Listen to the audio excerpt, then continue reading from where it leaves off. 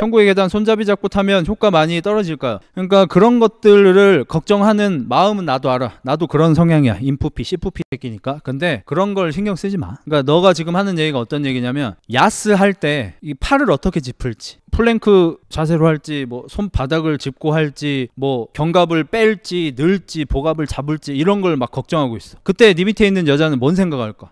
짱네 이 새끼, 움직임이 딱딱하네 이 새끼, 이런 생각을 하고 있을 거 아니야. 중요한 거는 사이즈, 뭐 유연한 움직임, 리듬감, 뭐 이런 거일 거 아니야. 혹은 네 낯짝, 전혀 중요하지 않은 거에 그런 신경을 쓸 필요가 없는 거야. 잘 들리지? 오케이. 184에 99 돼지, 런닝머신 40분 6km 뛰고 옴. 잘했다 돼지 새끼. 요새 고중량 운동을 하면 운동 후에 위산이 좀 나와서 속이 따가운데 덜 격하게 해야 할까요? 식단 문제일 것 같은데요? 생활 패턴이나 일찍 주무시고 하는 게 낫지 않을까? 운동 질문 있습니다. 매일 최소 아몬드, 고구마, 흑닭볶음밥, 흑닭, 식이섬유 보충제 이렇게 칼로리 2600, 단백질 160 챙겨서 월요일에서 토요일 균일하게 먹고 있습니다. 184에 81에서 3kg 정도입니다. 문제는 갈비뼈가 보이는 느낌이 싫어서 그런데 지방을 따로 섭취해서 체중을 올려야 하나요? 운동은 5개월 차인데 근육이 아닌 마른 체형 문제라 감히 말해봅니다. 2600, 그러니까 지금 이 벌킹이 안 되고 있는 거잖아요. 그러면 사부작 올리면 돼요. 이게 결국에는 뭐 많은 사람들이 하고 있는 어떤 식단이 있고 많은 사람들이 추천하는 탄단지 양이 있고 뭐 먹는 타이밍 같은 게 어느 정도 국룰이 있잖아요. 그 국룰로 일단 시작을 해. 왜냐하면 나한테 기준 자체가 없으니까. 그래서 지금 꽤 괜찮은 방법으로 벌킹을 하고 계시잖아. 운동도 열심히 하고 계시고. 근데 내가 원하는 거는 안 나오고 있잖아. 갈비뼈가 안 보였으면 좋겠는데 갈비뼈가 보이는 상태잖아. 그러면은 이제 사부작 이 식단을 내가 조금씩 이렇게 바꿔보는 거죠. 탄수를 조금 늘려볼까? 지방을 조금 늘려볼까? 뭐 한 번 더 먹어볼까? 뭐 보충제를 뭘 좀 추가해볼까? 이런 식으로 하나하나 실험을 해나가면서 자기만의 기준을 만드는 거야. 그렇게 되면 나중에 헷갈릴 일이 없어요. 그러면 식단을 할 줄 알게 되는 사람이 되는 거죠.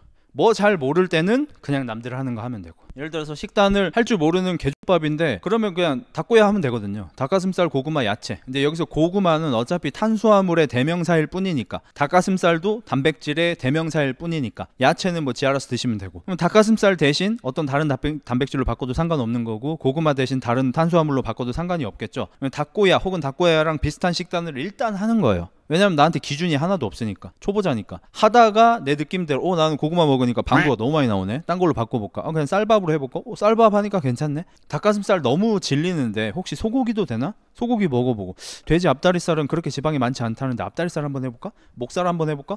그렇게 나쁘지 않네. 나는 지방이 조금 끼는 것도 상관없으니까 돼지고기도 괜찮네 하면서 자기만의 기준을 만들어가는 거죠. 그러면 식단을 할 줄 알게 되는 거죠. 가동 범위가 안 나오면 그 범위만큼만 해야 하나요? 네.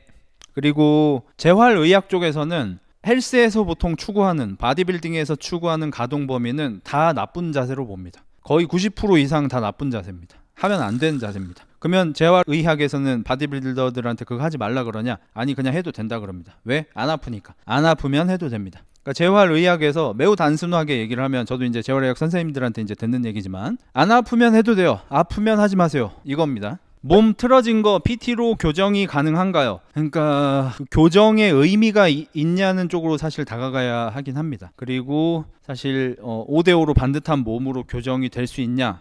사실 없다는 게, 그럴 수 없다는 게 정론이긴 합니다. 그럴 수 있다는 것처럼 PT를 팔고 뭐 도수치료를 팔고 경락 마사지를 팔아야 하니까 할 수 있는 것처럼 말을 많이 하지만 보통 그럴 수 없다는 게 사실 정론인 것 같습니다. 근육은 불균형하게 발달하는 케이스가 많은데 지방도 불균형이 있을 수 있나요? 있죠. 저도 왼쪽 옆구리살이 오른쪽 옆구리살보다 항상 더 많습니다. 항상, always. 당연히 지방도 완벽하게 균등하게 분포되지는 않습니다. 그리고 뭐 체질에 따라서 어떤 사람은 뱃살이 많이 찌기도 하고, 어떤 사람은 전신이 코팅된 것처럼 살이 찌기도 하고, 어떤 사람은 살찌면 가슴이 살쪄가지고 축복받은 여자이기도 하고, 뭐 이런 것들이 있죠. 가끔 다리만 살찌는 여자 봄. 우리나라에는 많지 않은데 서양 쪽에는 백인이나 흑인 분들 보면은 하체 위주로, 특히 이 골반 주변 근처로 살이 많이 찌는 분들이 계시죠. 우리나라에는 그렇게 많지 않고, 우리나라는 보통 살찌면은 배가 일단 많이 살이 찌는데 팔다리는 오히려 살이 그렇게 많이 안 찌고, 그리고 살을 뺄 때도 다리 막 근육이 다 날아가면서 얍실해지고 뱃살은 덜 빠지고 이런 경우가 많은데, 서양 쪽에 좀 튼튼한 분들 보면은 하체만 찌는 분들이 꽤 많으시죠. 우리나라에도 없진 않고.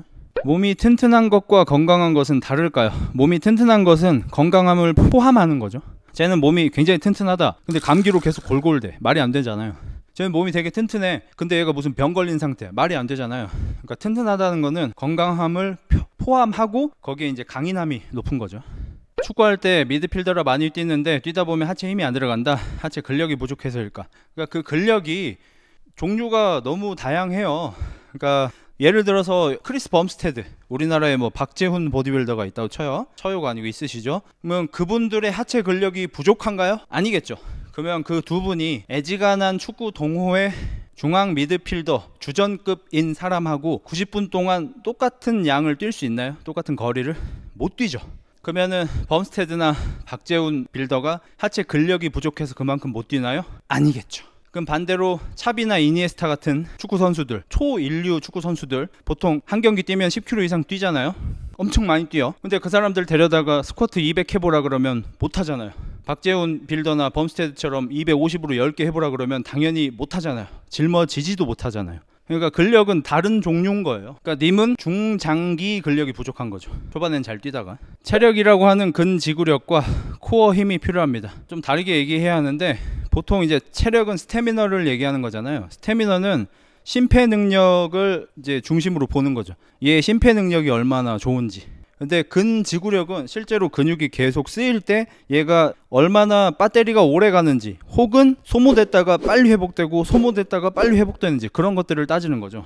예를 들어서 우리나라에 저기 히딩크 감독이 왔을 때 우리나라 선수들이 체력이 엄청 좋아졌잖아요. 월드컵에서 개같이 잘 뛰고, 물론 환경이 좋긴 했습니다. 우리나라는 다른 나라들과 다르게 엄청 일찍부터 대표팀 소집을 하고 그 대표팀을 옥석을 가리는 와중에 체력 훈련을 계속해서 선수들이 바뀌지 않고 환경이 바뀌지 않고 계속 할 수 있는 특수한 상황이었잖아. 유럽 선수들은 자꾸 여기 뛰고 오고 저기 뛰고 오고, 이탈리아에 있다가 프랑스에 있다가 뭐 영국에 있다가 왔다 갔다 하는데, 그래서 완전히 다른 상황이었잖아요. 이제 그런 걸 배제하고서라도, 그러면 우리나라 선수들이 과거에는 체력 훈련을 안 해서 체력이 없었는데 히딩크 감독이 와서 체력 훈련을 열심히 잘 시켜서 체력이 좋아졌을까? 절대 아니죠. 그러니까 우리나라는 야구도 옛날에 그랬고 축구도 옛날에 그랬고 농구도 그랬고, 우리나라는 체력하면은 무조건 긴 배터리를 얘기했어요. 무조건 오래가는 배터리를, 체력이 좋다, 스태미너가 좋다고 얘기했어. 근데 서양 쪽에서는 아주 예전부터 이 체력을, 특히나 이제 축구, 농구, 야구 뭐 이런 거, 야구는 뺄게요. 축구나 농구처럼 순간적인 폭발력이 필요한, 스태미너가 필요한 종목에서는 체력이 소모가 돼도 빨리 회복되는 거를 중점적으로 훈련을 했죠. 리커버리라고 하죠. 그래서 저기 뭐지, 서킷 트레이닝 같은 걸 통해서 체력을 무악 써. 한 3분 무악 써. 그리고 빠르게 한 30초 만에 회복될 수 있게. 또 3분 동안 무악 써. 한 30초 만에 회복될 수 있게. 이런 식으로 체력 훈련을 했고, 우리나라는 개같이 멍청하게 운동장 20바퀴 뛰어. 선생님 못 뛰겠습니다. 야, 10바퀴 추가. 이 하면서 체력을 키웠기 때문에 오히려 몸싸움 같은 걸 하다가 스태미너가 떨어지면 회복이 안 되는 거예요. 그러니까 만약에 이니에스타나 차비나 메시나 이런 선수들하고 우리나라 옛날 축구 선수들하고 운동장 뛰기 대결을 해, 일정한 페이스로, 우리나라 선수들이 이겼을 확률이 높죠. 그것밖에 안 했으니까, 학생 때. 근데 얘들한테 100m 빨리 뛰어, 10초 쉬고, 100m 빨리 뛰어, 10초 쉬고, 이러면 옛날 우리나라 축구 선수들은 다 나가 떨어져요. 그런 훈련이 안 돼 있으니까. 그래서 히딩크 감독이 우리나라에 와서 한 게 뭐 근력 트레이닝 뭐 이런 것도 있지만, 체력 훈련을 서킷으로 바꿨죠.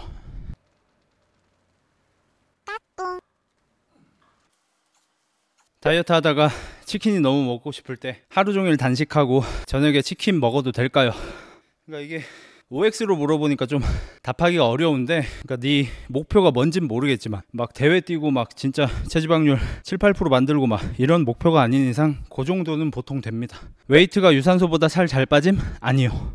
유산소가 살이 더 잘 빠집니다. 뼈 얇은 사람은 웨이트 할 때 이득을 볼 수 있는 게 어떤 경우가 있을까요? 똑같은 근육량을 얻으면 근육이 더 커 보이고 더 예뻐 보입니다. 그러니까 예를 들어서 겁나 통뼈인 사람이 있어. 뼈가 겁나 두꺼워. 그런 사람은 당연히 팔, 다리가, 사지가 많이 두꺼워 보이고, 가슴 둘레나 막 등이나 이런 둘레가 두꺼워 보이고 커 보이겠죠. 근데 만약에 똑같은 근육량을 얻게 되면 뼈가 가는 사람이 근육이 더 많아 보이고 몸이 더 예뻐 보입니다. 그래서 뼈가 두꺼운 사람은 몸이 멋있고 예뻐 보이기가 좀 어려워요. 바디빌딩 한정에서는 통뼈가 더 불리한 것 같습니다. 피지크에서는 훨씬 불리한 것 같고, 파워리프팅은 또 통뼈가 유리하겠지만, 운동할 때 양쪽 힘 차이가 많이 날 때는 어느 쪽에 맞추는 게 좋을까요? 저는 이제 그럴 때 약한 쪽을 먼저 하고 그 약한 쪽 횟수에 맞춰서 강한 쪽을 해왔는데 요즘에 제가 재활 관련된 선생님들 이야기를 들어보면은 좌우 힘 달라도 그냥 예를 들어서 뭐 여기는 10개 하면 힘들어, 여기 12개 하면 힘들어, 그냥 이렇게 하래. 뭐 굳이 너무 맞추려고 하지 말고. 그러니까 어지간한 불균형은 우리 몸에 그렇게 악영향을 끼치지 않는다고 합니다. 그러니까 만약에 그 정도 불균형한 운동으로 우리 몸이 될 것 같으면 지금 전 세계 야구 선수들, 전 세계 골프 선수들, 전 세계 테니스 선수들, 전 세계 뭐 팔씨름 대회 선수들 몸 다 개병신 됐어야 맞는 거예요. 그렇습니까? 아니죠. 어떤 선수는 뭐 잘못되기도 해요. 편측성 운동을 많이 해서, 한쪽 트레이닝만 많이 해서. 근데 안 그런 사람도 많잖아요. 그러니까 너무 개인적인 일인 거예요, 이거는. 그래서 누군가가 좌우 힘이 불균형해서 그렇게 계속 트레이닝을 해서 몸이 좆될 수도 있지만 사실 안 좆될 경우가 더 많다, 이 정도로 대답할 수 있는 거예요. 원래 사람은 짝짝이임. 그렇죠. 그러니까 좌우가 거의 5대5로 균등한 사람이 특별한 사람이고 특별한 재능을 가지고 있는 거지, 5대5로 균등하지 않다고 해서 이 사람이 잘못되고 아픈 건 아니에요. 원래 사람은 좌우가 안 맞아요. 장기들도 다 어느 쪽으로 치우쳐지게 이렇게 있지. 우리 몸이 만약에 좌우 똑같을 것 같으면 심장이 2개 있겠지. 왼쪽에 하나, 오른쪽에 하나. 아니면 아예 정중앙에 있던지, 간도 막 2개씩 있거나 정중앙에 있거나 이랬겠죠. 그래서 우리 얼굴도 좌우 비대칭이 좀 너무 심하면은 좀 신경이 쓰이지만, 그 오펀이라는 영화 있잖아요. 거기 이제 아주 어린 사이코패스, 이제 뭐 살마 뭐 이런 애가 나오는데, 그 포스터를 그 배우분을 찍은 다음에 한쪽 얼굴만 따서 좌우를 붙여 넣었어요. 데칼코마니로. 그래서 그 포스터에 있는 그 배우의 얼굴이 좌우가 100% 대칭하거든요. 그 포스터를 보면, 그 사진을 보면 위화감이 듭니다. 좌우 얼굴이 완벽하게 똑같은 사람을 보면 위화감이 듭니다. 스테판 커리 웨이트 하는 거 보면 몸이 굉장히 근육질도 아닌데 100kg로 한 발 런지 꽤 가볍게 하던데, 키가 크면 절대적인 골격 근육량이 많으니까 힘이 세지나요? 특정 구간 훈련을 하면 그럴 수 있습니다. 그러니까 예를 들어 볼게요. 자, 팔씨름 선수가 있어요. 그 선수가 격투기 선수들보다 펀치력이 좋을 수 있을까요? 없겠죠, 아마도. 뭐 있을 수도 있습니다. 아예 없다는 건 아닌데, 그러니까 그 팔씨름 선수들은 본인들이 그 힘을 써야 하는 그 여기부터 한 요 정도까지의 그 힘을 어마무시하게 훈련을 하잖아요. 그래서 뭐 테크닉, 기술도 물론 있겠지만 그쪽 힘이 어마무시하게 강해지기 때문에 자기보다 몇십 킬로가 많은 뭐 파워리프터, 바디빌더들이 덤벼도 꿈쩍도 않고 그걸 버틸 수 있는 거잖아. 비슷하게 저도 예전에는 저기 야구나 농구 선수들이 뭐 스쿼트, 데드리프트 같은 걸 할 때 완전 가동 범위 사용을 안 하길래 저거 좀 별로 같다라고 생각했는데, 그게 아니고 본인이 스포츠에서 활용할 수 있는 그 가동 범위만, 거기만 이제 특별하게 조지는 거예요. 거기만 강화를 시키는 겁니다. 그래서 보통 농구 선수들이 다리를 많이 구부려봤자 한 90도까지만 딱 필요한 거야. 더 많이 구부릴 일이 없어.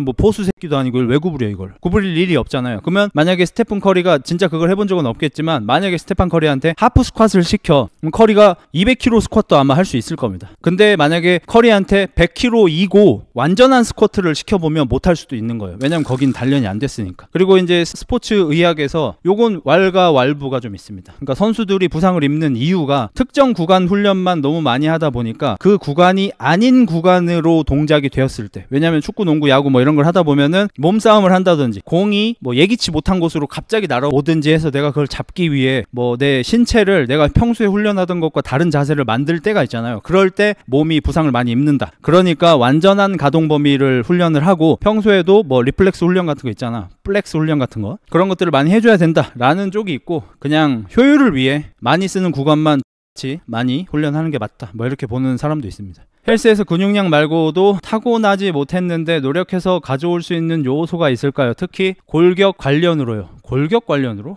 뭔 말이지 저게? 근육량 말고 타고나지 못했는데 골격 관련으로 노력해서 가져올 수 있는 게 있나요? 그러니까 안 타고났는데 골격이 좋아 보일 수 있는 요소가 있냐, 이 말인 거야? 아마 없을 것 같은데, 근데 그게 있어요. 뭐냐면 어떤 사람이 이렇게 어깨가 한 요만한 거야. 이런 사람이야. 그럼 이 사람 보고 사람들이 헬스를 시작하면, 야 너는 좀 아쉽게도 헬스에 있어서는 재능이 좀 없는 것 같다, 어깨가 너무 좁다, 이렇게 얘기할 수 있잖아요. 근데 알고 봤더니 이 사람이 날개뼈가 잘 빠지는 사람인 거야. 그래서 날개뼈를 빼면 이렇게 넓어지는 거야. 그러면 이 사람은 골격이 되게 좋아 보이거든요. 그러니까 헬스를 하기 전에 골격이 꼭 그 사람 골격의 모든 것을 알려주는 건 아니에요. 잠재력이 있어요. 특히 날개뼈. 날개뼈가 제일 중요합니다. 날개뼈의 움직임이 좋은 사람, 날개뼈의 가동이 큰 사람, 이런 사람들은 운동 전과 운동 후에 골격이 아예 다른 새끼처럼 존나게 커집니다. 근데 반대로 꽤 체격이 컸어도 날개뼈가 잘 안 움직여지는 사람, 날개뼈의 가동성이 떨어지는 사람은 그렇게 안 커질 수 있어요. 대표적으로 그 뽀종 아저씨 보면은, 뽀종 아저씨는 본인이 그랬기 때문에 다른 사람들한테 유튜브 채널에다가 운동 이렇게 많이 하고 근육 이렇게 많이 생겨도 골격 안 커집니다, 골격은 정해져 있습니다 라고 얘기를 하잖아요. 근데 저는 옛날 제 사진하고 뭐 지금 제 사진, 혹은 제가 어렸을 때 고등학생 때 처음 헬스를 시작했을 때 같이 시작한 친구가 몇 명 있거든요. 걔들이 저한테 어조비라고 계속 놀렸어요. 근데 얼마 안 가서 제가 그 친구들 모두보다 어깨가 더 넓어졌죠. 몇 달 걸리지도 않았어. 그냥 뭐 한 달에 한 명씩 잡는 거야. 한 달이면 얘 잡고, 다음 달에 쟤 잡고, 다음 달에 쟤 잡고, 이렇게 되는 거예요. 왜냐면 사람마다 달라요. 그래서 어떤 사람은 운동을 해서 어깨가 넓어질 수 있는 거고, 어떤 사람은 안 되는 거고, 그냥 사람마다 다릅니다. 그니까 해봐야 돼. 항상 하는 얘기 해봐야 돼. 인터넷으로 어깨 안 넓어져? 난 안 해야지. 이건 병신인 거죠. 이 새끼 넓어질 수 있는 새끼였는데, 반대로 이렇게 된다고 가서 했어? 잘 안 됐어. X같네. 인생 X같네. 된다며 10년아 거짓말쟁이 새끼야. 이 새끼도 병신이죠. 사람마다 달라요. 주 3, 4회 2년째 PT 받는데 몸 변화가 너무 미비합니다. 저의 잘못일까요? 보통 뭐 둘 다 잘못이죠. 쌍방이죠. 호날두 날개 펴진 게 그 정도인 건가? 그렇죠. 호날두는 헬스 안 할 때는 훨씬 좁았죠. 헬스에서 그나마 펴진 거지. 212는 사지가 짧은 게 유리한 거예요. 키가 작고 사지는 긴 게 유리하지 않을까요? 스쿼트 130까지 하는데 100 정도부터 하체나 복압 잡는 거, 엉덩이나 다 더 할 수 있을 것 같은데 숨이 차서 8개 이상 못 하겠는데 그냥 계속 이대로 할 수 있는 만큼만 하면서 무게를 올리는 게 나을지, 아니면 무게 내리고 개수를 더 치면서 100대도 숨이 덜 찰 때까지 하는 게 나을까요? 이런 것 때문에 이제 서킷 트레이닝 필요한 거죠. 그러니까 저런 친구들이 이제 달리기가 필요한 거예요. 그리고 바디빌더들도요, 뭐 사람에 따라 좀 다르긴 하지만 바디빌더들 중에서 체력 훈련을 되게 빡세게 하는 분들이 계셔요. 예를 들어서 옛날에 강경원 빌더도 엄청 빡세게 체력 훈련을 하셨던 걸로 알고 있습니다. 그 이유가 웨이트 트레이닝을 할 때 숨이 덜 차려고. 심폐 능력이 떨어지면은 웨이트 할 때 숨이 차고, 숨이 차면 자세가 흐트러질 수 있고 한두 개 더 할 수 있는 힘은 남았는데 숨이 차서 못하게 되는 경우, 특히 하체에서 그런 일이 있을 수 있어서 심폐 훈련을 따로 해줬죠. 이진호 빌더는 산 뛰어다님.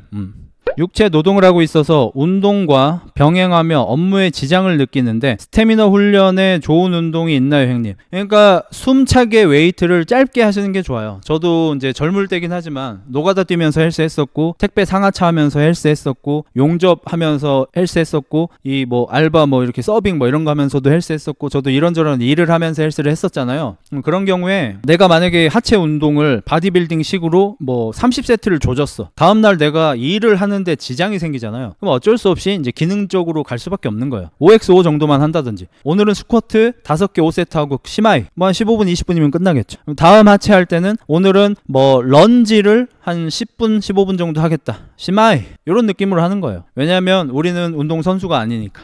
천국의 계단 손잡이 잡고 타면 효과 많이 떨어질까요? 그러니까 그런 것들을 걱정하는 마음은 나도 알아. 나도 그런 성향이야. 인프피, C프피 새끼니까. 근데 그런 걸 신경 쓰지 마. 아예 신경 쓸 필요가 없는 거야.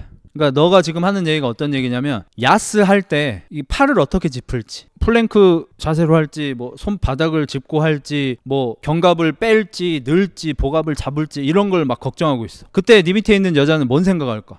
짱네 이 새끼, 움직임이 딱딱하네 이 새끼, 이런 생각을 하고 있을 거 아니야. 중요한 거는 사이즈, 뭐 유연한 움직임, 리듬감, 뭐 이런 거일 거 아니야. 혹은 네 낯짝, 전혀 중요하지 않은 거에 그런 신경을 쓸 필요가 없는 거야. 근데 이제 가끔 번외격인 미친놈이 있긴 해요. 그러니까 예를 들어서 보통 일반적으로 천국의 계단을 타는데 손잡이 그냥 슬쩍 잡고 막 이렇게 타는 거야. 안 잡고 타는 거보다 손을 잡고 타면 내 체중이 더 가벼워지니까, 내 팔무게 정도는 체중이 날아가니까 더 쉽게 할 수 있잖아. 그러니까 이 정도 하는 거 정도의 치팅은 뭐 it's okay죠. 근데 어떤 새끼가 나 천국의 계단이 너무 힘들다 해가지고 평행봉에 올라가서 버티는 것처럼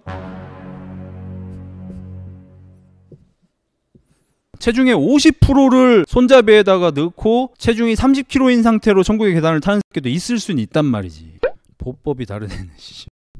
라이브 처음 들어오는데 여쭤볼 게 있음. 110kg에 근골격 40, 체지방 38인데 식단하고 웨이트로만 1년 잡고 살 빼고 있는데 유산소를 꼭 집어넣어야 할까요? 너무 유산소가 하기 싫어요.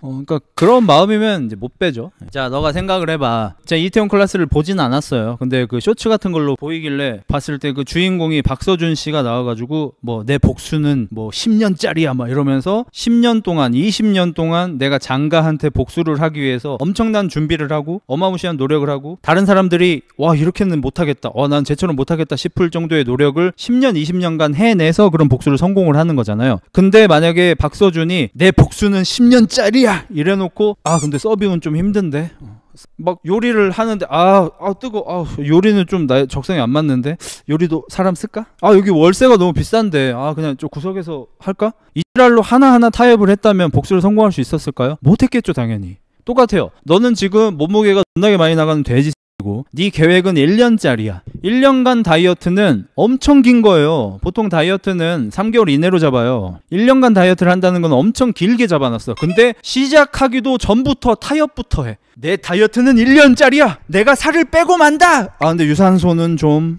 너 이제 곧 있으면은 닭가슴살은 비린내 나서 못 먹겠는데 닭가슴살은 좀 탄수 안 먹으니까 힘이 안 나는데 탄수는 좀 이러면서 이제 하나하나 타협을 해 나가겠지. 심지어 원양어선까지 다녀온 박세로이는 왜 다이어트를 3개월 이내로 잡냐면요, 인간의 의지가 그 정도기 때문이에요. 인간의 의지력을 그냥 맥시멈을 대충 3개월로 보시면 돼요. 뭐 남다른 새끼들도 있겠죠. 남다른 사람들도 있겠지만 그냥 인간 의지력 맥시멈이 3개월이다 라고 생각을 하시는 게 편합니다. 그래서 한 2-3달 정도 열심히 하고 잠깐 쉬어. 그리고 또 2-3달 열심히 해. 또 잠깐 쉬어. 이렇게 해야 돼요. 185, 125에서 98까지 왔습니다. 85까지가 목표인데 이 정도면 체지방 몇 가지 떨어질까요? 지금 6개월 감량 중입니다.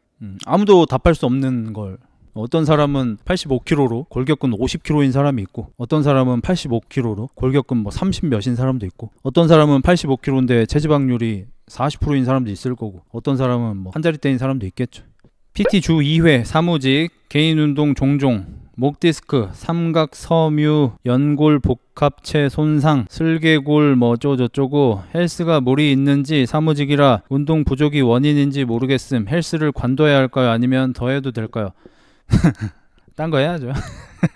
저는 당연히 의사가 아니고 뭐 치료사도 아니고, 근데 제가 진짜 이거 정답에 가깝다고 말씀드릴 수 있는 거는 워낙 많은 전문가들이 공통되게 얘기를 하니까 그냥 아프면 하시면 안 되고요, 안 아프면 해도 돼요. 그냥 그게 기본이라고 보시면 됩니다. 그러니까 누군가가 어떤 자세가 야 너 자세가 좀 이상한데, 안 아프면 사실 해도 돼요. 왜냐면 야구 선수들 보세요. 특히 투수가 공 던질 때 그 멈춰놓은 거 보세요. 이게 따라 할 수도 없어. 팔을 막 이렇게 하고 있잖아. 이거 되게 안 좋은 자세예요. 근데 야구 선수들은 해내잖아. 물론 돈 벌려고 하는 거지만 안 아프면 하셔도 돼. 예를 들어서 뭐 체조 선수들이 하는 플란체 같은 동작 보세요. 사람이 할 자세 같지가 않잖아요. 물론 그 관절에 크게 무리가 가는 그런 자세는 아닙니다. 뭐 손목 정도? 근데 인간이 하면 안 될 것 같은 자세 같잖아. 근데 해내잖아. 근데 어떤 사람은 누구나 할 수 있을 것 같은 자세를 하면서도 손목이 아파. 벤치프레스를 정확하게 하고 있는데도, 잘 밀고 있는데도 손목이 아픈데요? 왜 아픔 너? 모르겠어요. 아픈데요? 너 몇 킬로 하는데? 저 벤치 30이요. 30이 아파? 막 하면 안 돼요. 근데 어떤 사람이 손목을 꺾어서 해. 벤치 100kg로 10개씩 지금 한 3년째 하고 있어.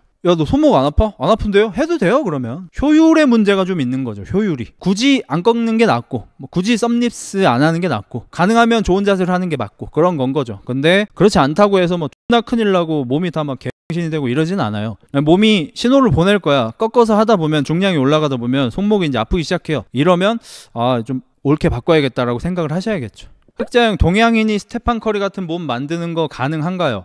그러니까 동양인이 한 가지 타입인 거야? 인간이? 동양인이 다 비슷비슷한 거야? 네 몸이랑 내 몸이 비슷한 거야? 뭘 또 불가능이야. 스테판 커리랑 1대1 농구했던 그 배우 뭐야? 그 사람은 스테판 커리랑 비슷하죠, 몸이. 키도 얼추 비슷하고. 그 사람 키가 187인가 그렇고, 스테픈 커리는 프로필상으로는 191인가 그런데 둘이 키가 비슷했죠. 왜냐면 농구 선수들은 농구화를 신고 키를 재니까. 커리가 180 극 후반일 거예요.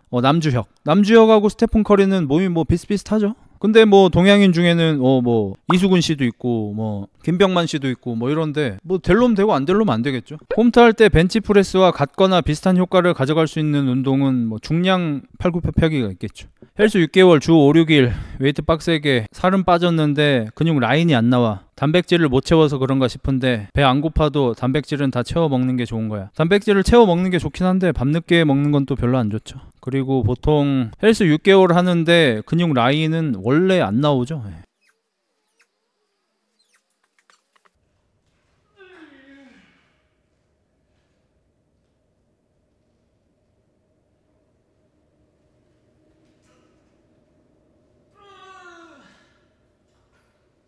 뭐 3개 하려고 그랬는데 밖에 안 되네. 왜지? 하나밖에 안 되는데? 왜지?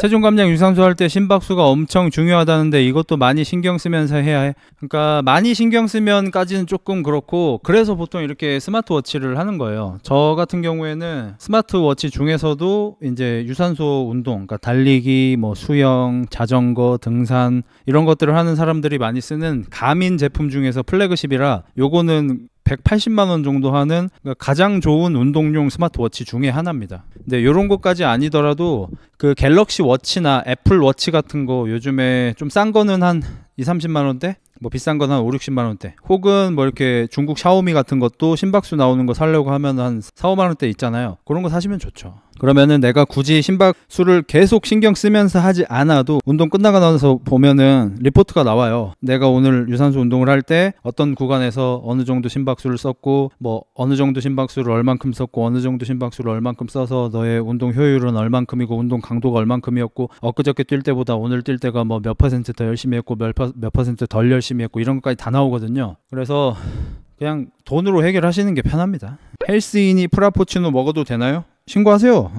대한 보디빌딩 협회에 신고하세요. 오토바이 탈 때는 왜 그 경로를 알려줍니다. 오토바이 탈 때 뭐 저도 굳이 쓰진 않긴 하는데, 여기 나를 추적해 라는 게 있어요. 그 추적 메뉴에 들어가서 시작 눌러놓고 뭐 자전거를 타든 오토바이를 타든 차를 타든 달리기를 하든 등산을 하든 뭘 하든 제가 오늘 동안 가는 데를 GPS로 추적을 합니다. 그래서 지도에다가 제가 어떤 코스로 탔는지 이렇게 그려줘요. 그러면 집에 와서 뭐 시계로 할 수도 있고, 뭐 핸드폰 앱으로 할 수도 있고, 컴퓨터로 로그인해서 할 수도 있고, 내가 오늘 어디 얼만큼 몇 킬로로 탔는지, 뭐 고도는 얼마를 획득했는지 그런 걸 다 알려주거든요. 그러니까 오늘 한 코스를 내가 저장을 해. 오늘 한 코스 너무 즐거웠다 이렇게 저장을 해놔. 그러면 다음에 내가 뭐 자전거를 타든 오토바이를 타든 달리기를 하든 등산을 하든 그 코스를 불러와서 입력을 해놓으면은 그 코스대로 내비게이션 가듯이 따라서 갈 수도 있어요. 그리고 GPS 추적을 이제 어느 정도마다 할지 그 세팅을 할 수 있어서, 보통 좀 위험한 운동 같은 거 하시는 분들은 GPS 기능을 빡세게 켜놓은 다음에 혹시나 조난을 당하면 충격을 얘가 감지를 해요. 자전거나 오토바이나 차에서 떨어졌을 때, 갑자기 어디 큰 충격을 받은 것 같이 느꼈을 때 추적을 해서 제가 지정해 놓은 사람한테 제 GPS 위치하고 위험 상황이다 라고 문자를 보내줍니다. 혹은 얘가 인지하지 못하는 사고면 이 라이트 버튼이 있어요. 불 켜지는 버튼. 라이트 버튼을 뭐 5초인가 누르고 있으면은 역시 제가 지정해 놓은 연락처로 위험하다고 신호를 보내주고 GPS 좌표를 보내줍니다. 그러면 그 사람이 119에 전화해서 GPS 좌표 어디에 지금 뭐 내 남편이 조난됐다 라고 알려주면 119가 찾으러 오는 거죠. 오버트레이닝이 자주 와서 그러는데 한계점을 느끼는 팁이 있을까요? 일지를 쓰세요. 유독 몸의 왼쪽이 전반적으로 큰 비대칭인데 파워리프팅보다 고립이 더 좋을까요? 저도 왼쪽이 더 커요. 제가 예전에 그 주요 부위가 내가 왼쪽이 더 크다 뭐 이렇게 얘기하니까, 형 원래 랄부 짝짝이래 이렇게 못 알아듣는 친구들이 있는데, 자, 우리 꽈추의 단면이 이렇게 생겼을 거 아니에요. 이게 지금 우리 꽈추의 단면이라고 봅시다. 크게 확대했을 때 저는 심지어 꽈추까지 왼쪽이 둘레가 조금 더 커요. 이렇게. 뭔 말인지 알겠죠? 이렇게 돼 있어요. 그 정도로 신체의 모든 부분이 왼쪽이 다 더 큽니다. 얼굴도 왼쪽이 더 크고, 가슴도 왼쪽이 더 나와 있고, 복근 담아도 왼쪽이 크고, 다 더 커요. 엉덩이도 왼쪽이 크고, 심지어 발도, 신발 사이즈도 5mm 넘게 차이 납니다. 1cm는 안 되는데 5mm 넘게, 한 7-8mm 정도 왼발이 더 커요. 그 정도로 차이가 큽니다. 이게 보통 성장기 때 영양 불균형이 오면 이런 일이 좀 많이 일어난다고 해요. 그러면 이렇게 좌우 균형이 많이 깨져 있는 몸이면 파워리프팅을 하면 안 되고, 고립 운동을 많이 하면 좋냐? 고립 운동이 더 안 좋을 것 같습니다. 당연히 손도 왼손이 큽니다. 아까쯤에 누가 그러잖아, 형 헬스인인데 프라푸치노 먹어도 되는 거야? 그런 질문이 왜 나왔을까요? 왜 헬스인들한테 프라푸치노가 안 좋을까요? 정답은 당 때문이죠. 당 때문이에요. 그러니까 뭐 이런 프라푸치노 같은 거 먹으면서 칼로리도 높죠. 당연히. 이게 칼로리는 어차피 이거보다 훨씬 높은 거 널리고 널렸잖아. 칼로리가 그렇게 중요한 게 아니고요. 결국에는 당이에요. 당. 특히나 아시아인은 백인이나 흑인들에 비해서 췌장 기능이 좀 떨어집니다. 그래서 서양 사람들은 췌장 기능이 우리보다 좋아서, 뭐 술이나 뭐 이런 것도 강하지만 췌장이 빡세서 당이 들어오면 인슐린이 잘 분비돼요. 적절하게. 그래서 들어온 당을 우리 몸의 에너지로 잘 쓸 수 있어요. 근데 아시안들은 췌장 기능이 그렇게 좋지 않아서 당이 한 번에 많이 들어오면은 이 당을 우리 몸에 적절하게 사용할 수 있게 명령을 내려주는 인슐린 호르몬이 안 나와요. 덜 나와요.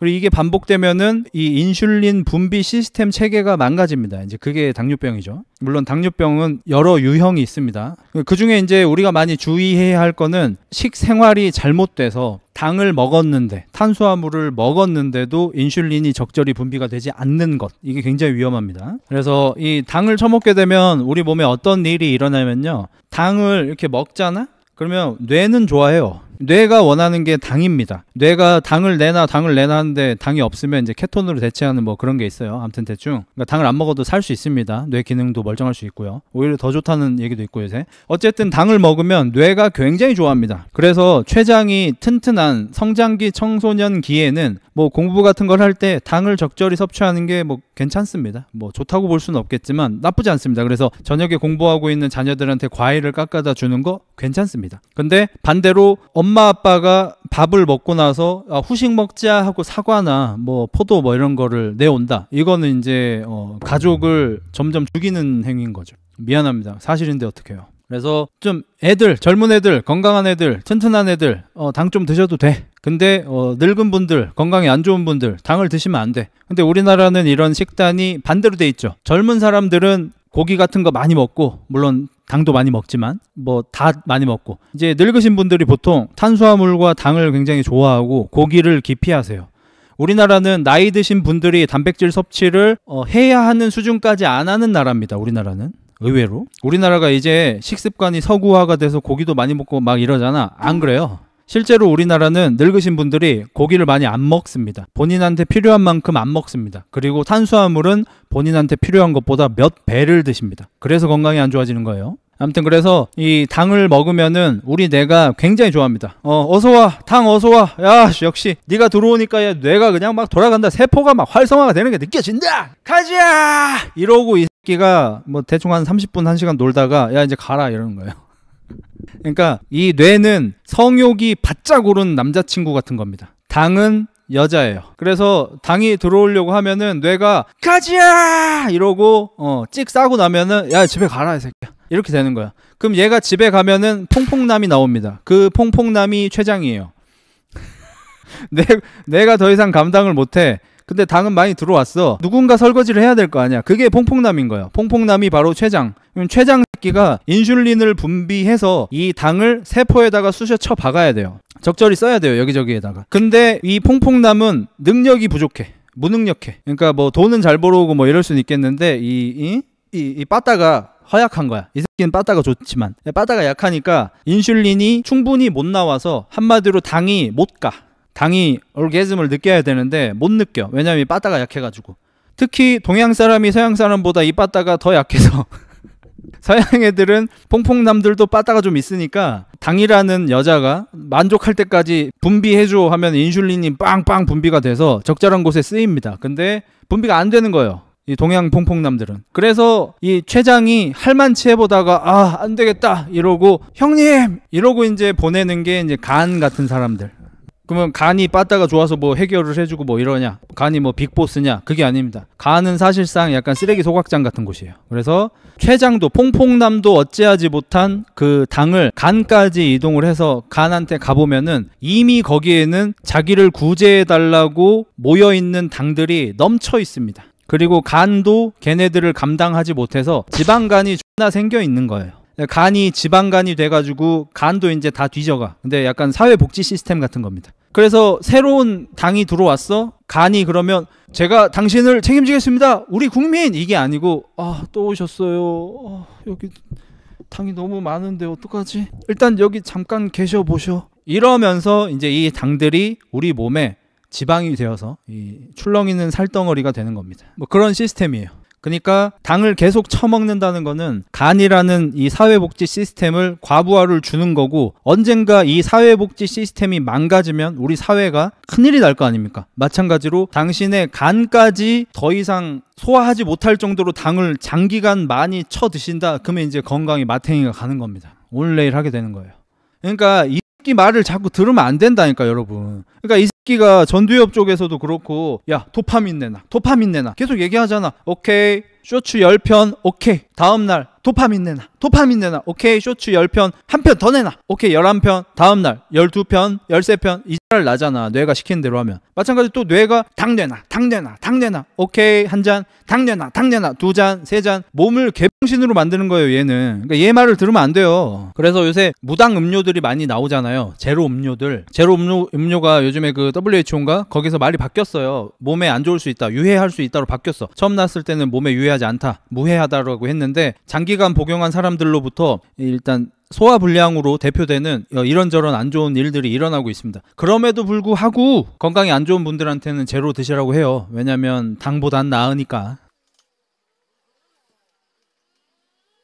등하실 때 뭘 제일 먼저 하시나요? 저는 보통 원래 스완풀을 많이 했었는데 스트레이트 암 풀다운 재활 담당 선생님이 스완풀 금지시키셔가지고 스완풀을 이제 못합니다. 그리고 이 랩풀다운 같은 경우에 저처럼 이제 목이 안 좋으신 분들은 보통 랩풀을 할 때 이렇게 벌려가지고 상체를 좀 세워서 이렇게 수직으로 당기잖아요. 이걸 못합니다. 목이 안 좋으신 분들은 그립을 좁게 잡고 앞으로 갖고 와야 돼요. 여기서 하셔야 돼요. 여기서. 복근 운동이랑 코어 운동은 별개야. 코어 운동하면 복근도 운동되는 건 줄 알았는데 별개입니다. 그러니까 둘 다 같이 되긴 하는데, 그러니까 예를 들어서 진짜 내부의 코어 근육을 훈련하고 싶으면은 너무 빡센 훈련을 하면 안 되고, 복직근 개입이 너무 크면 코어 훈련이 잘 안 됩니다 오히려. 그래서 뭐 제가 잘 알지 못하는 분야라서 함부로 얘기하지는 못하는데, 이제 약간 어프로치라 그래가지고 움직임 관련해서 이렇게 좀 개선해주는 그런 치료법 같은 게 있어요. 스타일은 되게 다양하게 있고, 그런데 가서 코어 운동 혹은 코어 점검 이런 걸 받으면 코어 근육이 사용되는 동작을 시키고요, 복직근에 힘이 들어가면 다메라고 합니다. 여기 힘주지 마시고 복직근에 힘이 안 들어가게 코어 근육에 힘이 들어가게 만들어야 하거든요. 그래서 별개로 보시는 게 맞습니다. 근데 몸이 되게 건강할 때는 어차피 복근하면 코어도 다 되긴 해. 근육 크기를 위해서라면 횟수와 자궁 위주로 가져가는 거고, 파워 힘을 위해서 고중량 무게 위주로 가는 게 맞는 건가요? 근육만 예쁘게 만들고 싶으면 횟수만 때리면 되는 거 아닌가요? 그러니까 근육을 예쁘게 만드는 클래식 피지크 바디빌더인 박재훈 씨가 스쿼트를 300kg로 합니다. 그러니까 네가 막 뭔 생각을 해가지고 어떤 결론을 막 도출해내는 것도 물론 좋지. 근데 보통 족밥일 때는 그냥 남들 하는 거 해. 괜히 기량 펼치지 말고. 베테랑 앞에서 기량 펼치는 거 아니다. 운동하러 갔는데 꿈처럼 물주먹 날아가는 것처럼 힘 하나도 안 들어가고, 운동 안 될 때 어떻게 하시나요? 과감히 때려치고 쉬나요? 그래도 이악 물고 하시나요? 평소에 네가 운동을 정말 열심히 하는 사람이라면 쉬는 게 낫고요, 평소에 네가 운동을 안 열심히 하는 사람이라면 참고 하는 게 낫습니다. 그러니까 보통 이게 항상 정반대로 되거든요. 평소에 운동을 너무 많이 해. 그래서 오버트레이닝이 잘 와. 그래서 이런 친구들이 며칠 연속으로 열심히 운동을 하다 보면은 몸에 힘이 없어지고 컨디션이 작은 날이 있어요. 근데 이 친구는 평소에도 엄청 열심히 열정적으로 운동을 하니까 그런 날도 꾹 참고 운동을 해. 그러다가 이제 몸이 작살이 나, 아파. 근데 반대로 운동을 존나 열심히 안 해, 그냥 대충 해, 사부작사부작 해, 존나 하기 싫어해. 이런 친구가 어느 날 컨디션이 유난히 안 좋은 날 운동을 하려다가 오늘 쉬어야겠다 하고 이런 날 하면 오버트레이닝 와 이런단 말이에요. 그 둘이가 바뀌었어요. 평소에 빡세게 하는 사람은 컨디션 안 좋으면 쉬는 게 낫고요, 평소에 빡세게 안 하는 사람은 컨디션 안 좋아도 참고 하는 게 낫습니다. 흑구가 큰가요? 흑자가 큰가요? 꽈추는 제가 크고 랄부는 흑구가 큽니다. 하체 한 세트만 더 할게요.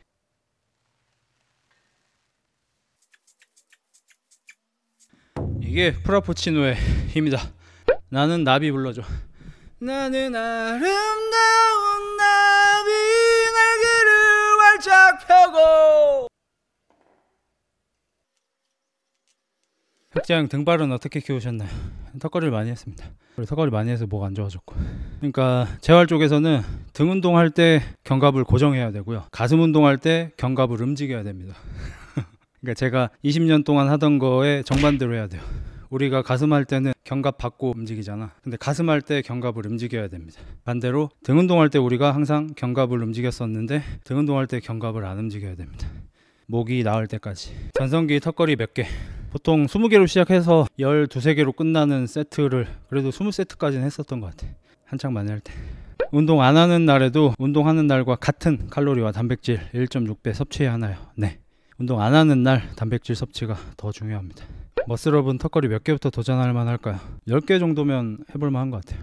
저도 머슬업 하고 싶어가지고 문신 엄청 많아요. 모가지까지 문신된 미국 무슨 짐내스틱 유튜버 있어요, 유명한 사람. 그 사람 영상 보고 따라 해가지고 그냥 하루 만에 했어요 저도.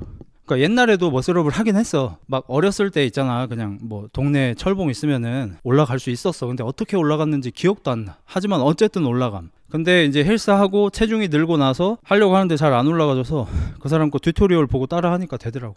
죄송한데 턱걸이를 많이 하면 목에 무리가 가는 건가요? 사람마다 다릅니다. 그러니까 야구 선수가 투수가 누구는 뭐 많이 던지다가 팔꿈치 어깨 나가는 사람이 있고 누구는 안 나가잖아요. 그냥 그랑 비슷한 거예요. 어떤 사람은 턱걸이 많이 해도 괜찮고 어떤 사람은 턱걸이 많이 하면 안 좋고.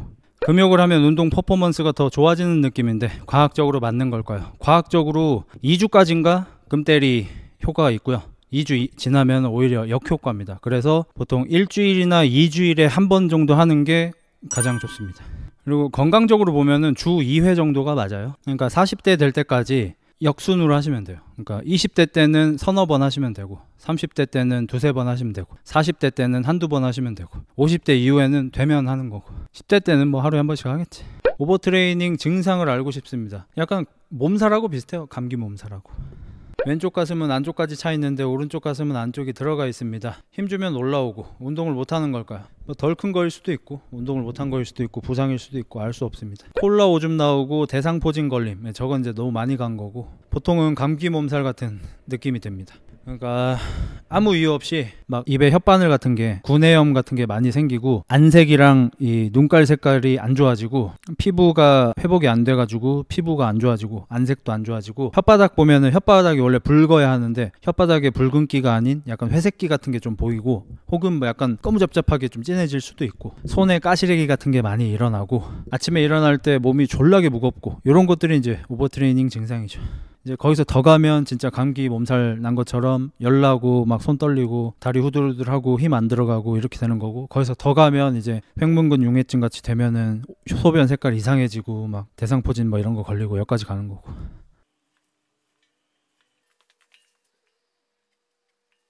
왜 이렇게 기운이 없어 보임? 배고파서 그래요. 치킨 가져와. 치킨 좀 가져와. 치킨 가져와. 가져오란 말은 알아들어서 뭐든 일단 가져옴. 뭘 가져와야 되는지는 모르겠고 눈에 보이는 거 일단 가져옴.